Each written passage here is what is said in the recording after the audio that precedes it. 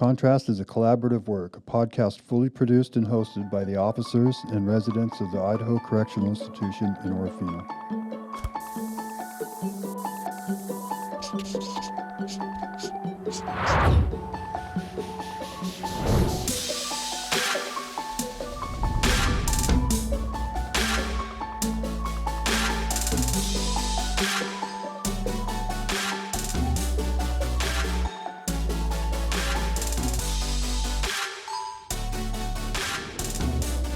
Welcome back to Contrast. So today we're going to talk about a couple things that makes our facility unique. We have excellent kitchen staff and an amazing garden that supplements our menu. We have Margaret Height. She is our kitchen supervisor for all of our kitchen staff. Welcome, Margaret. We're glad you're here. Thank you. And we have Brian here as well. And he is one of our main workers for ILD that works on the garden itself. I think his actual title is lead. He is the lead garden worker. Anyways, Margaret, would you like to introduce yourself a little bit and talk a little bit about, your experience and kind of how things have gone? I've been with the department for 12 years now, or getting close to 12 years. I think it's about 5 years ago you put me in as the supervisor. Experience is really kind of eclectic, so we're not going to go into too much of that. But I do enjoy being in the kitchen. That's probably, to me, one of the best jobs that's even available to this institution. Not only do I get to be creative, I have wonderful staff. I have a garden that we're able to make amazing things out of. So that's kind of me. Not to mention, you and your staff are mentors to the kitchen workers as well. And you get to teach them some vocational skills, survival skills when they get out on their own. And sometimes they get an opportunity to get a food handler's card that they can use in the community. Yeah, we've started the Serve Safe certification, and that's a 5-year certification that they can have, and it is transferable when they get out. It's one more tool that they can have in their toolbox.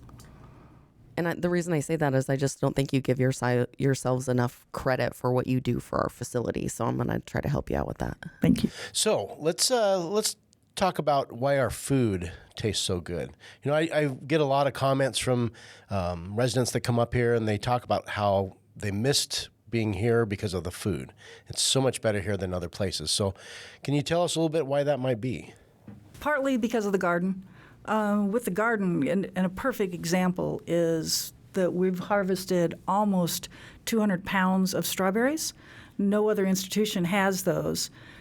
We're able to do strawberry shortcakes. We're able to do like a strawberry cookie. There's different things that we're able to do because of this garden. And this garden is almost 20,000 square feet between ours and Givens Hall, which is a huge garden.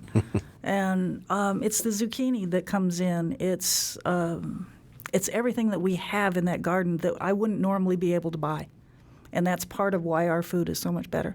And I've got cooks that really care what goes through that window. And when you have that, that makes the food taste better because they put their selves are in that food. Our soups are absolutely phenomenal. You guys aren't here at the time when we're serving soup, but if you're ever here to try to get one of our potato soups, oh my goodness gracious, it's as good as any restaurant, and you can't compete with that, especially on an institutional level. But the other part is that we are a small institution with only 550 people.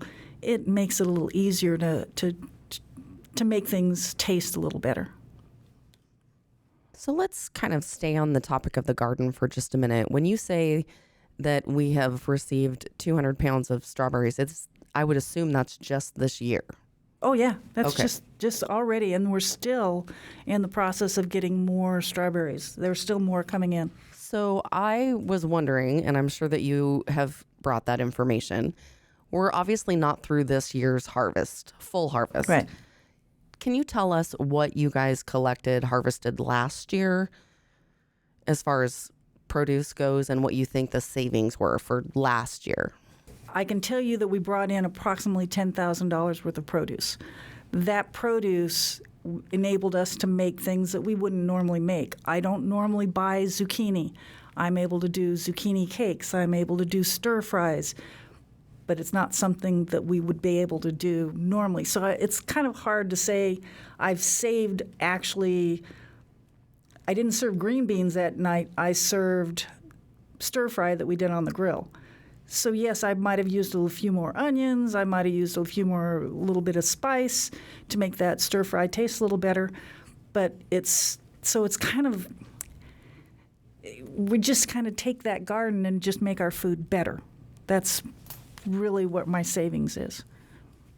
Better food. It is kind of hard to put a price on that, especially when you're exchanging one food item for another. But the quality of the food and even the quantity of the food that we're able to provide is better and more due to the garden. And instead of just giving a half a cup of green beans, I can do 3/4 of a cup of stir fry, which is now it's a larger amount. It tastes better. It came right out of the garden.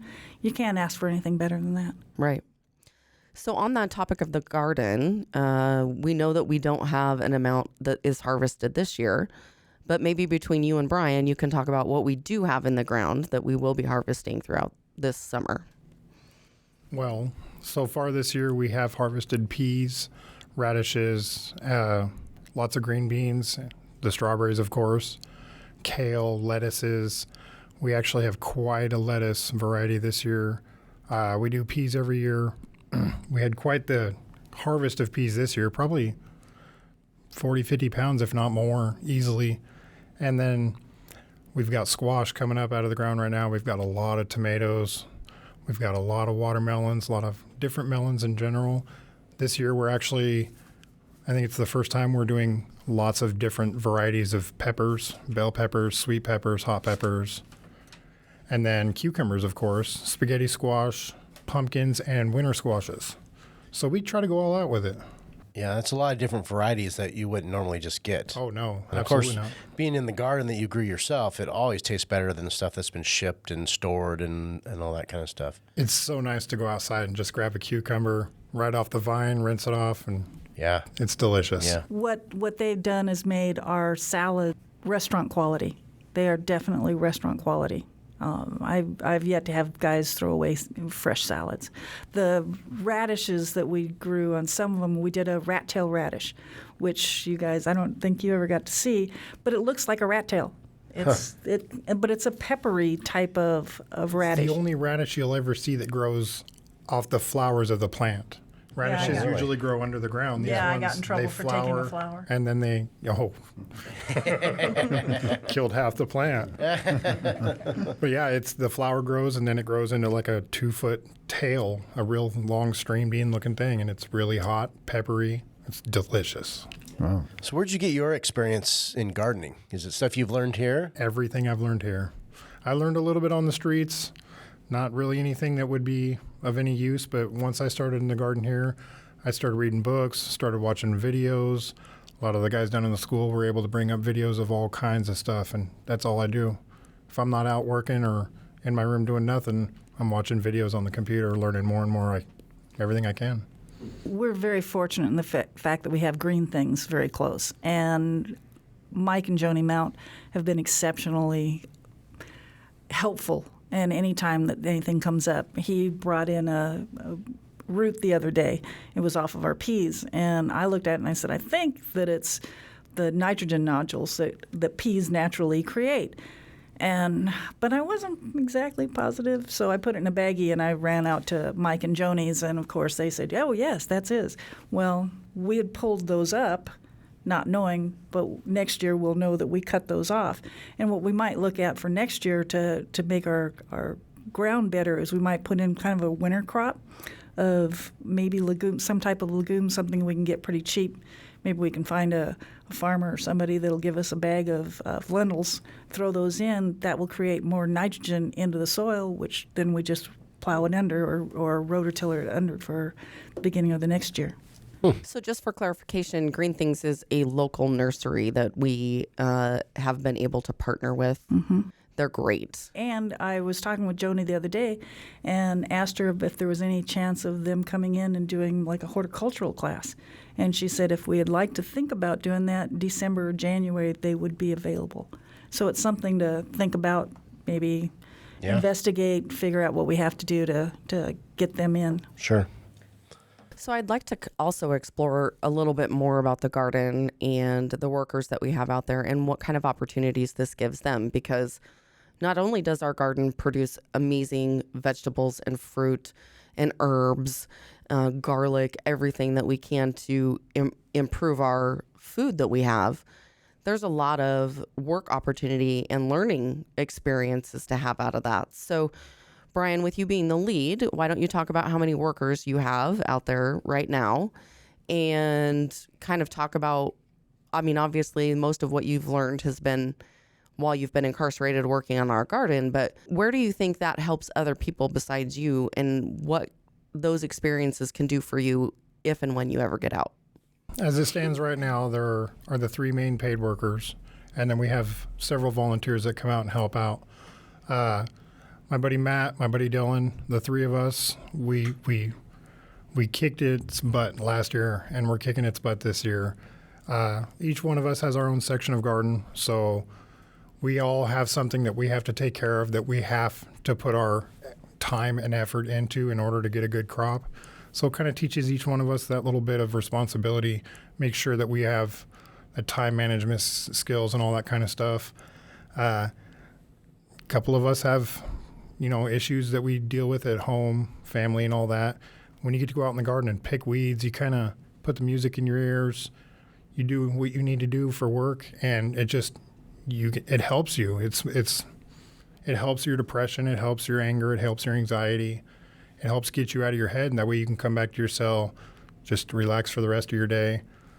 To me, I believe that this is probably the best thing I could do when I get out. If I were to get out of this prison, be able to go out and enjoy being out in the community again, the first thing I'm going to do is try to find a local nursery that I can volunteer my time for, be it volunteer or actually get a paid job. But even if it's just a volunteer thing, I'm still going to put my whole heart into it because I love this. I love everything about this. It's so cool to plant something in the ground and watch it come up, and then be able to eat the fruits that come off of it, and even be able to save the seeds from that and keep doing it every year. And I mean, it is a self-sustaining thing. You never have to pay for it after you do a good crop. Right. You just buy every now and then fertilizers and stuff. But if you didn't learn how to compost like we have as well, Right. It's perfect. It's the most amazing thing I've ever learned in prison. So it kind of reminds me a little bit about our dog program, in the sense that you have to put, especially this time of the year, the garden ahead of pretty much anything else. Yes. You cannot feel good, but your garden needs you to go out there every day. So you don't get to just sit at home and veg away. I suppose you could take a day and somebody could kind of help you out there, but you have to set your priorities and make something more important than your wants. And like you said, you're putting this energy and effort into this product, this produce, and you take a lot of pride in that. And so sometimes I don't think that the other residents or even staff recognize what this does at a smaller level, because there's obviously, only 3 of you paid workers right now. But what that does for you guys on a personal level, on a vocational level. And so I'm really glad that we have an opportunity today to kind of spotlight that, because it is important for you. It's a great opportunity for you to do really great, but it's also a really great opportunity for you to screw it up really bad if you do. And so kudos to you for doing such a great job for a number of years now, and to tolerate Corporal Aldrin for all that time. Oh, yes. Yeah. I mean, he is retired now, but that had to have been a challenging experience as well. It was. At times they had a medium. Well, and he definitely went to bat for you to be out there. So he he saw something in you and wanted to give you that opportunity. And it was surprising. Yeah. I never thought he liked me, and then there I had the job, and then within a year I was the lead guy. It's a high-profile type of position because you're near the fence, you're out in the front, and so there's kind of a matrix that we go off of to put people out there, and so he really wanted to give you that shot, and that was good on you for taking that seriously. I think he would have yelled at you if it didn't work out, but oh yeah, he threatened me a few times, not in a bad way, just a little kick or something. But thank you too, because you're also the deciding factor. Yeah, he can say all he wants. It's up to you. Yeah. He definitely did a lot of pleading for you. Well, that's good. But I'm glad it worked out. We look at how much time you have, and there's a lot of factors in deciding who goes out. Almost looking at what Givens has, the requirement for going to Givens, in the sense that we don't want someone out there with a life sentence. But if there is someone out there that has a lot of time, hopefully they don't walk very well. They can't climb a fence. They're not very athletic. They're like going to break down.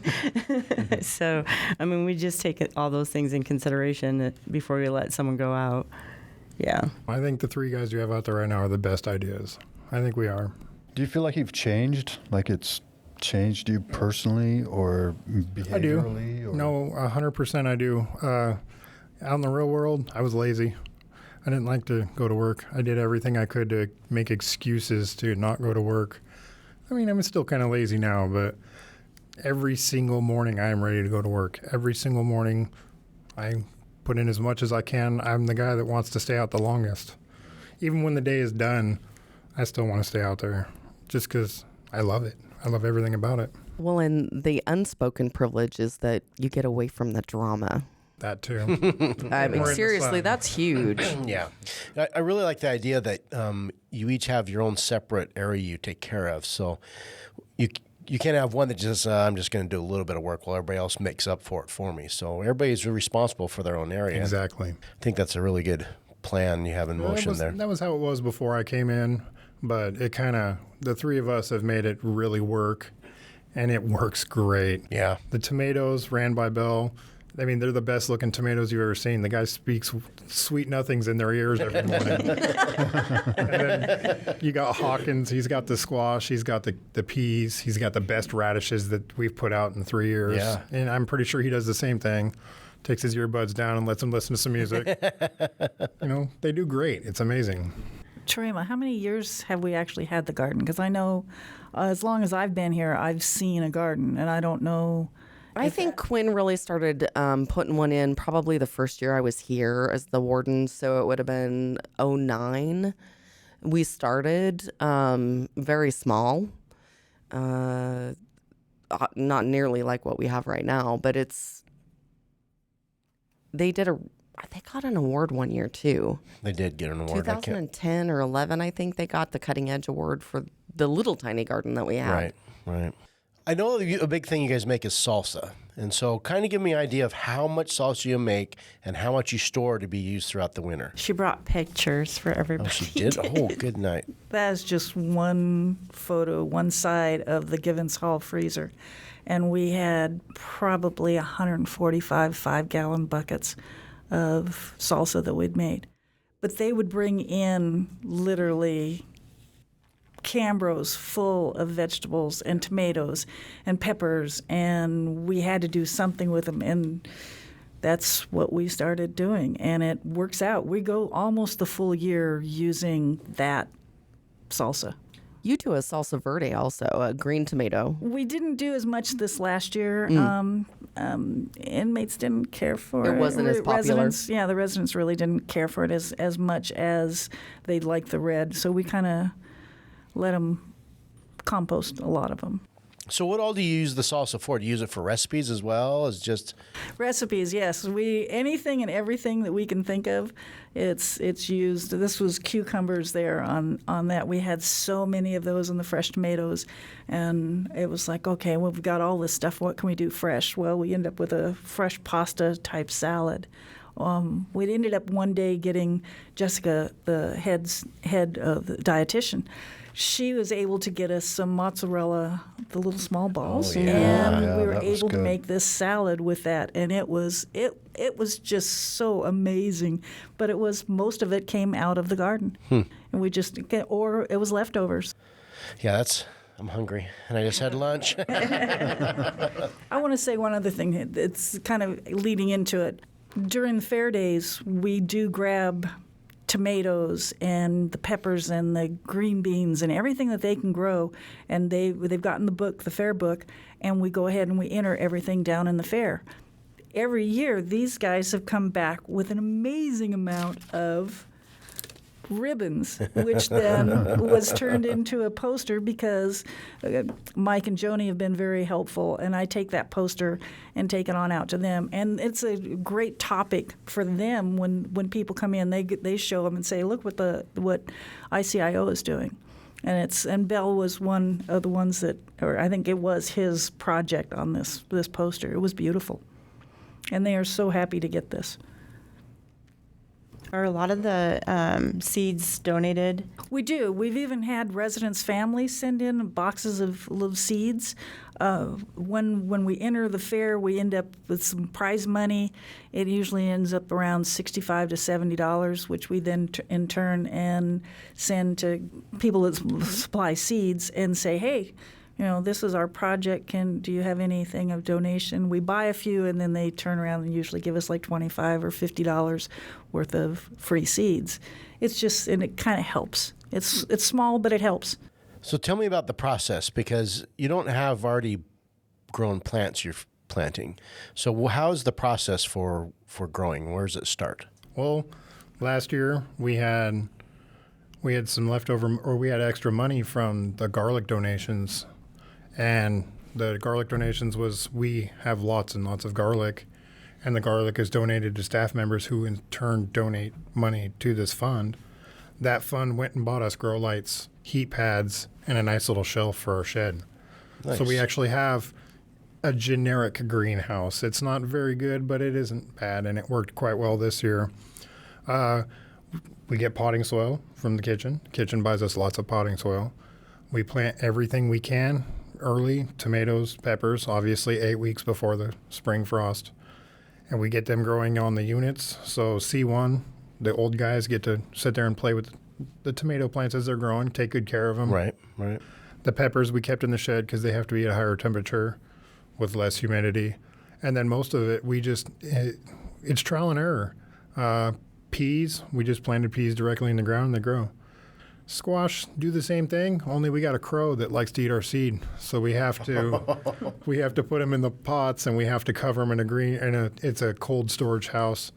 And that works. Kale, straight in the ground, lettuce, straight in the ground. It's random. It's all kind of, we make it up as we go along, and it works. Sure. Corporal Aldrin and I last year went up to Sergeant, or at the time, Lieutenant Fudge, she still is, her place, and started bringing down cow manure and started putting that in the garden. And it's that much more fertilizer, and we spread out a lot of manure. So it's really nice when you're outside and you're downwind when you're turning that compost. No, you got to be right in the muck. Oh, that hit me one time. I was like, what is that smell? I think everyone here loves that smell too. Every single person loves that smell. It is the worst. I'm not even going to lie. It is the absolute worst. I know over the years, when it first started, there was some produce that we couldn't use, or we didn't want it to go to waste, and we donated it. Correct? Have you guys figured out what we don't use now? Pretty much. And what we're not losing produce? We don't lose very much. These guys have harvested a lot sooner, where at one time it was all about poundage. We've gone more into quality instead of quantity. So I have a question about tomatoes. What kind of tomatoes? Do you have different varieties of tomatoes? Because that's my favorite. This year, our tomato guy kind of went nuts, so we have probably about 12, 13, 14 different varieties. Oh, wow. Including cherry tomatoes, itty-bitty pear tomatoes, to giant Cherokee purples, to beefsteaks. Even some Granny Smith hybrid, they look like little. You look Granny like you're Smith apples. crying. About to cry. It's my favorite. Yeah, I haven't had a garden for 2 years. you're and over so- here like, I oh, the know. angels are singing. So do you have any other plans on expanding or any other ideas or things that you want to do with the garden? We would love to see a greenhouse over on this side, but Where would you even put it? we're not really sure. We've got some ideas. So how hard is it to keep decent workers in the garden? It hasn't been a problem, I think, in the last couple of years. I think once Aldrin Slimmed it down. once he took over and there was consistency, we really didn't have a lot of issues. It was really rare. If he caught someone on the housing unit with produce, I mean, you typically got fired pretty quickly because we did have some of that going on where they were passing out food and giving it to their buddies.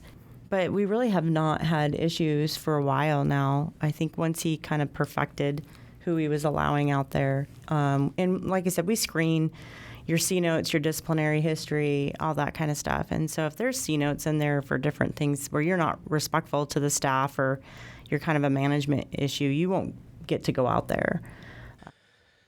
All right. Well, anybody have any other questions or? I want to ask Margaret a few things about Sure. the kitchen. Yeah. So, Margaret, how many staff members do you have that work for you? And then also, how many residents do you guys have working in the kitchen right now?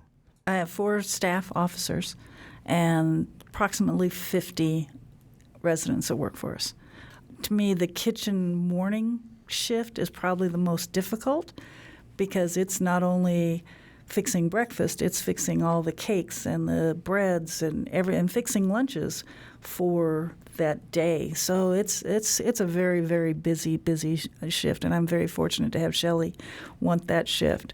She's a very good taskmaster in there, and make sure. What time does that shift start? She comes in at 1:30 in the morning. Yeah. That gives her about 30 minutes to get all the paperwork done that she needs to get done so that the guys can get breakfasts ready, that they can get lunches ready, and everything that needs to be done before that. And then the resident workers are typically down there around 2. 2. So the shifts themselves are not convenient No. for normal life. So it's a job you have to really want, Right. for one. And it's not like you're going to get resident rich working in the kitchen, but there are some perks. Yes. I'm sure that they get to sample some of their goods. Yeah. And just kind of learning how to work as a team is also awesome. There's always a little bit of leftovers that we have, no matter what we try to do with our leftovers. There's always some, and I'm fortunate enough to have a worker fridge, and the guys can come in, and if there's something in that fridge, they can have it, and that's a very nice perk. And you do have certain positions that only certain residents do. For example, Hayes, he's been your cook, Diet cook. your He's a diet diet cook cook. forever. And we have 3 cooks right now, which are really good guys. Then we have probably 8 that are on the line, and then janitor and pots and pans, and then dishwashers, and then we also have a clerk. Nice. So we've got it's a good mix of employees and talents. Mm-hmm. Some people come in and they're absolutely wonderful on being a janitor, but they're really bad at serving out food. So we try to find everybody's position. The thing that has been great for us is we don't have a huge turnover.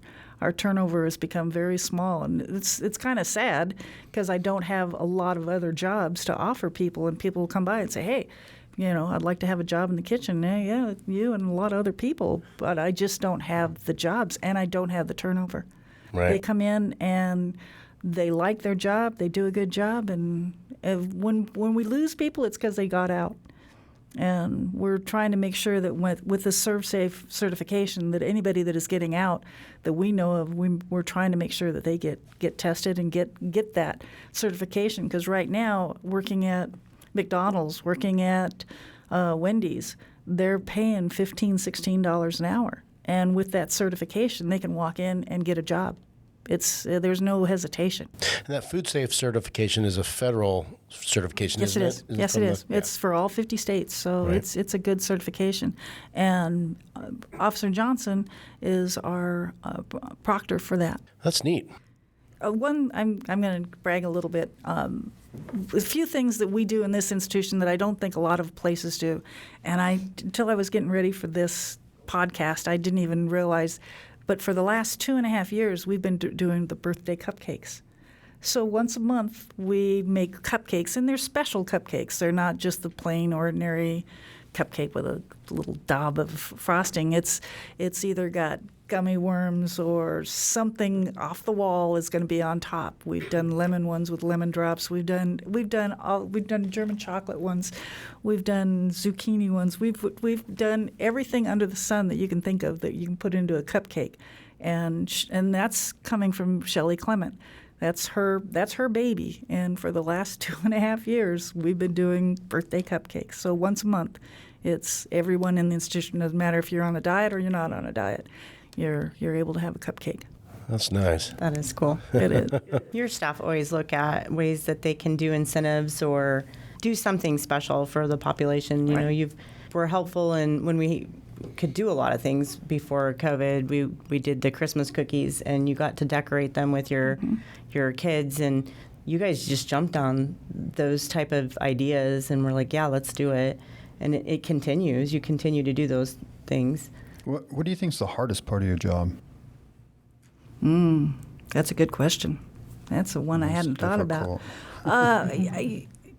There really isn't anything that is difficult in my job. I have staff that if there's something I really don't want to do, I can kind of shove it off.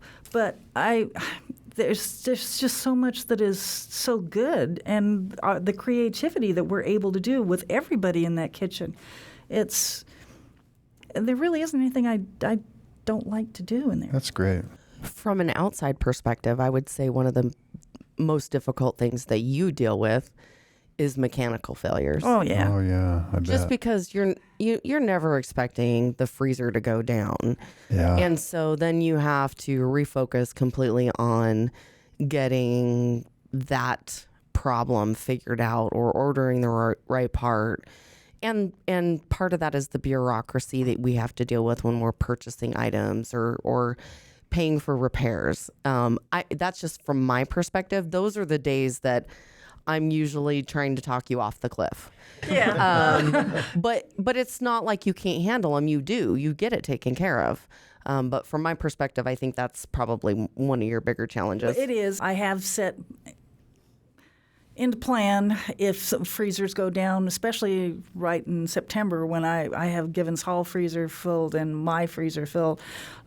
Those are times when I've called the school and said, hey, is there any chance that if something happens to one of my freezers, can I immediately go and bring stuff to you? And they've all been great and said yes. You have an amazing team as well. And like you said, your turnover is low in the workers, and as well as the officers that are working in there with you.